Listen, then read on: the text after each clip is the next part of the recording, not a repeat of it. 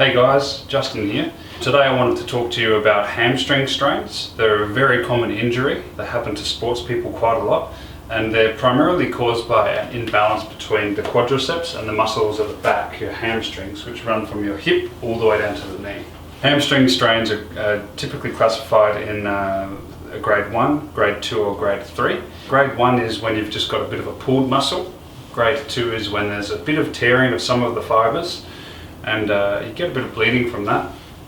Grade 3 is when there's a complete rupture of the muscle, and you might actually feel a trough or an actual misshape in the muscle. So it can be quite bad. The best thing to do when you have a suspected hamstring strain or pain in the back of your leg when you're running or playing sports, kicking a ball typically, anything like that, is to just follow the basic first aid principle, which is now RISA. So it's rest, ice, compression, elevation and referral. Following on from the RISA principle, the best thing to do when you have a suspected strain is put ice on it every 2 hours for about up to 20 minutes. Always make sure there's something covering the ice pack so that you don't get a burn.